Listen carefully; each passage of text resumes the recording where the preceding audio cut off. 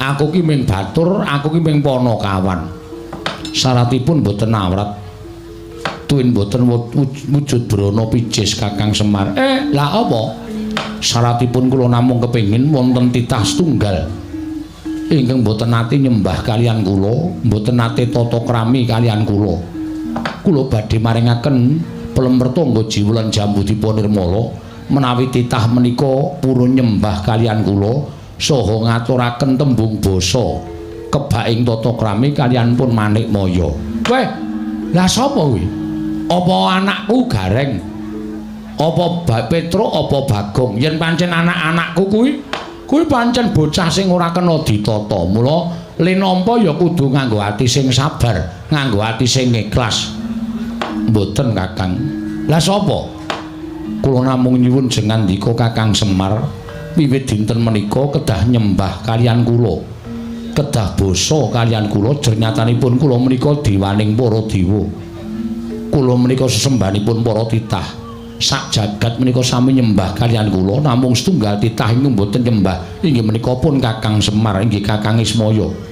Kula badhe maringaken pelemertangga jiwa Jambudipun Nirmala menawi Kakang Semar kersa nyembah kalian pun Manikmaya, kersa ngakoni bilih kula menika sesembahanipun Kakang Ismaya saha Kakang Semar ngaturaken basa kalian kula Kakang Semar Badranaya.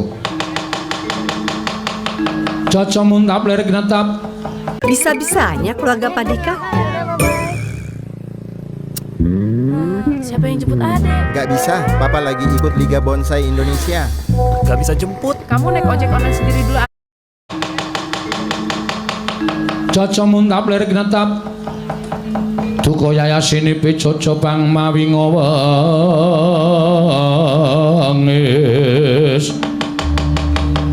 Netra kocak mundarandir ong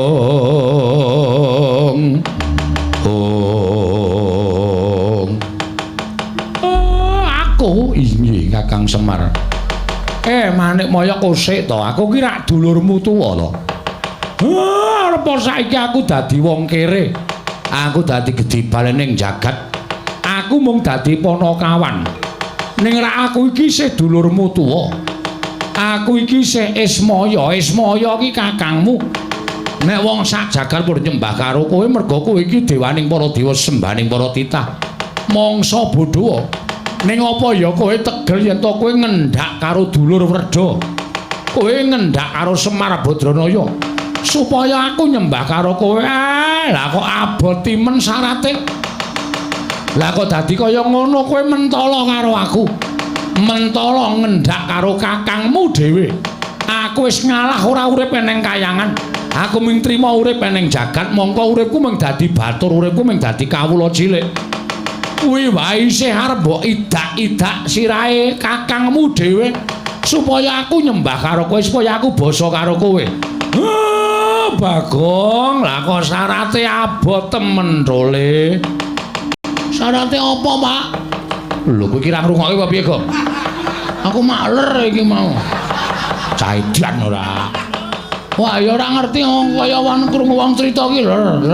Penak banget. Tangi-tangi Semar wis dole Bathara Guru, Bathara Guru. Apa Pak ana masalah?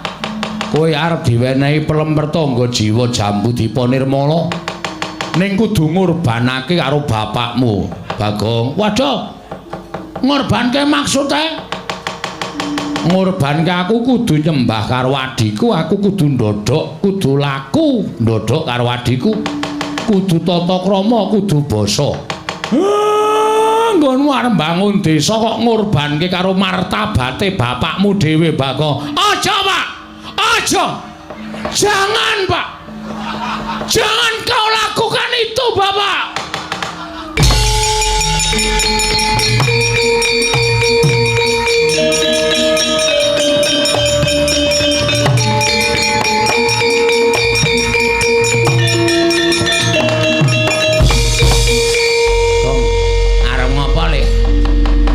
Apa kok mripatmu mendelik abang kaya ngono? Gong arep ngopo gong mripatmu mendelik abang ngono? Meleh aku. Aku anggere ngeling mataku abang. Iki ngawur ora. Mangke riyen Bathara Guru kula tak wawan pirembagan kali sampean. Bagong yogine kita maju ning arep ulun malah sajak malang kerik ora duwe tata krama kalian panjenengan ulun. Wigatine apa? Sampean paling pangandikan apa mau? Pelem pertangga jiwa jambu apa to? Dipanirmala ajeng mangparingke kalih kula ning sampe bapak kudu nyembah karo sampean. Bapak kudu tata krama karo sampean. Ha. Nek kaya ngono kuwi Bagong sing ra mentala. Aku sing ora mentala pukulun. Bapak ki bapakku, Semar ki wong tuaku. Nah aku mung perkara kepengin pelem karo jambuhe kok dadak ngorbanake martabate bapak terus aku ki anak macem apa? Hah? Ora masalah sampean ora ngekekke pelem pertangga jiwa. Ora masalah sampean ora menehi jambu dipun nirmala. Ora ngerti kondange Bagong. Bagong ki tukang nyolong. Anggere ketemu kayangan tak rontoki kabeh tenan. Asli tak gawake sengget tak gawake Bagor. Enteke tenan sing pentil-pentil bener tak senggeti. Ben mangkel aku. Larusan pokoke. Senggeti kak, gede cilik tak senggeti pokoke.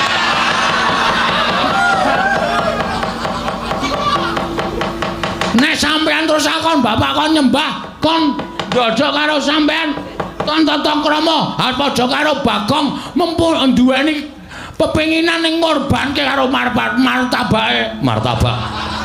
Anu martabate bapak. Ora iso aku nglakoni kaya ngono. Lah kok kita malah ora basa karo panjenengan ulun. Apa kita ora kepengin kedunungan mertangga jiwa jambu dipun nirmala. Tak hapus kepikirku. Wis ora bangun desa ora apa-apa. Masyarakatku wis krungu dhewe kabeh. Iki mlumpuk masyarakat sak kelurahan pring hapus. Aku minangka pengareping kelurahan. Wis do ngerti kabeh.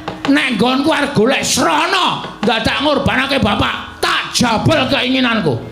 Ora sida bangun desa ora masalah. Nek aku kudu ngorbanake karo bapak, ora iso ora apa-apa, ora bangun ora apa-apa. Lah kok dadi kita malah wani karo panjenengan ulun. Wani wae sing tak wedeni apamu, Bagong ki ora wedi sapa-sapa ae.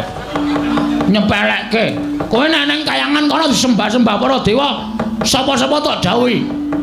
Sawa-sawa dewa tak dawuhi wedi karo kowe inggih pukulun nang kene.